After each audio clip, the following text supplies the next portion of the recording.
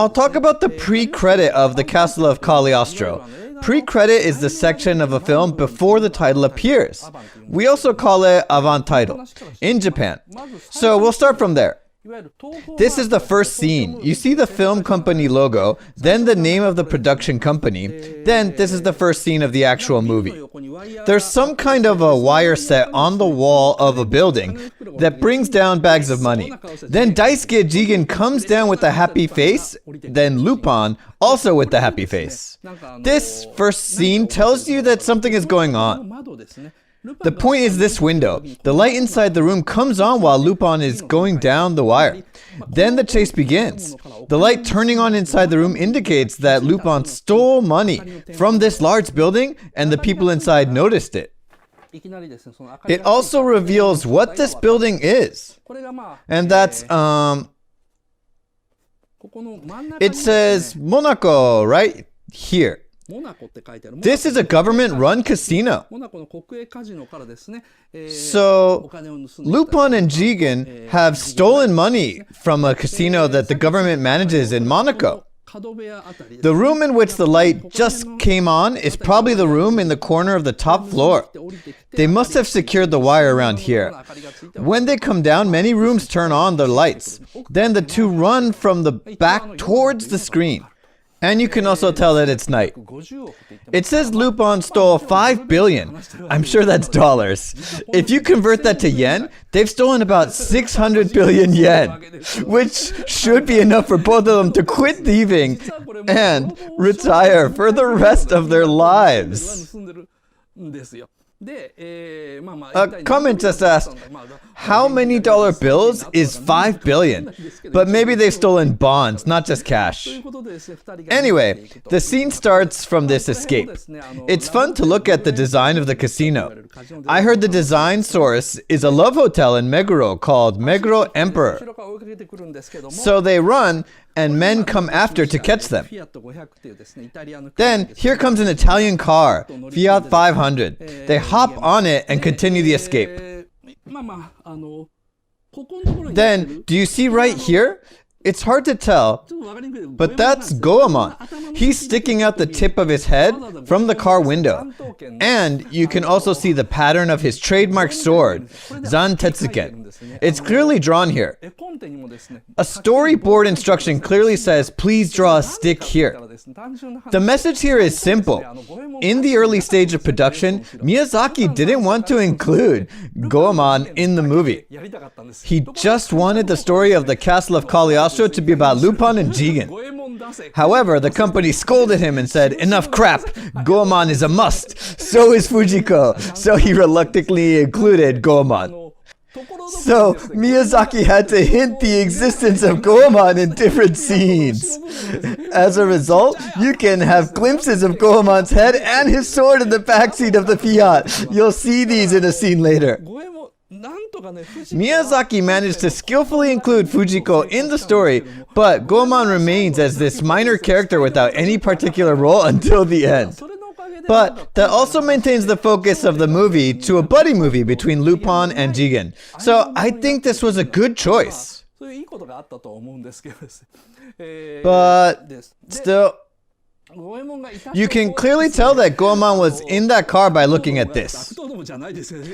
The car of the bodyguards is sliced into 2 pieces. If you think about it, who else can do this except for Goemon? Because Miyazaki hated to deliberately draw Goemon, he intentionally excluded the scene where Goemon is slicing the car. Instead, he shows the result. So this is what you can do the next time you watch Cagliostro on Friday Roadshow. As soon as you see the scene, you can tweet, "That's Goemon!" So after that, Lupin and Jigen drive the Fiat through the highway extremely happily. The scene after the chase is suddenly this happy driving scene. They play music like soon ta ta ta, soon ta ta ta. Look at how happy Lupin looks. He looks so content. And he's driving the car so roughly. It zigzags from the left lane to the right and right to the left. It's so rough that the driver behind it gets shocked. And However, what I thought was clever was that Miyazaki let the car do the acting instead of the people. Lupin's facial expression doesn't change. Instead, he exaggerates the movement of the Fiat to show Lupin and Jigen are overly celebrating the successful steal. The car threads its way between other cars until suddenly Lupin realizes the bills were fake. And as soon as he says that, the car starts slowing down. The Fiat pulls over to the shoulder of the road. Then the other cars speedily pass it, one after another. Just before, the Fiat was passing other cars, threading its way through. But the instant Lupin is disappointed, the car slows down and is passed by all other cars. This is acting through change in speed. It's easier to use speed in acting. Especially this scene is just a view from above. It's clever because this can reduce the number of drawings. The cleverness you can see in Cagliostro is, how should I say, acting this is usually done through lines, but here Miyazaki does it all through motions, and those motions are extremely limited. This movie is full of such clever ideas. That's the reason why many people call The Castle of Cagliostro a textbook of animation. Now, after Lupin realizes that the bills are fake, Lupin tells Jigen, "Let's throw them away." And he says, "These are fake. These are gothic bills." Lupin sighs. They can now even sneak into government-run casinos. But he then says, "Great, Jigen, we've got our next job. Let's celebrate." And what he does to celebrate is to, yes, he opens the ceiling of the car and suddenly starts scattering the gothic bills. By the way, here, that's Goemon's head. And this tiny stick is his sword. He's really there, isn't he? Miyazaki must have really hated to put him in there. Okay, now back to Lupin and Jigen. They say, "Let's celebrate." When I saw this scene, I knew it was a crazy amount of work to draw each single bill like that. I was astonished to see these bills fly in the air, but that wasn't the end. I thought, how the hell did all the bills fit inside that small car? Because they flow out like a storm. And they all fly out to the sky. And from here, the opening starts. But before the opening, did you notice? It was night when they first attacked the casino. But in the scene where they hop in the car,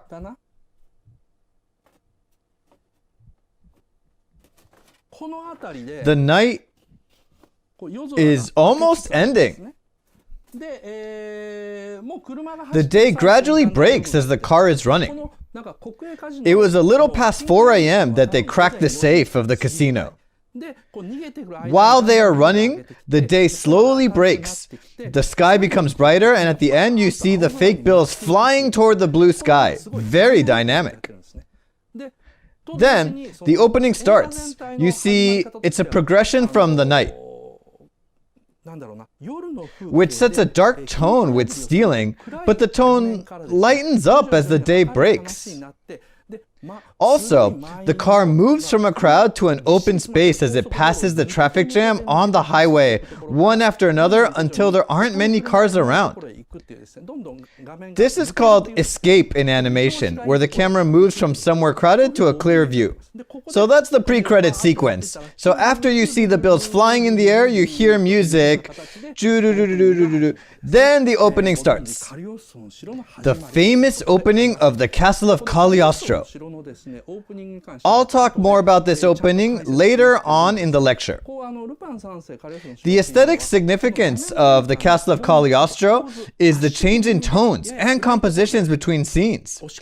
They are either dark and compressed or pressured, or bright, open and clear. If you pay attention to these changes, you'll enjoy the movie more.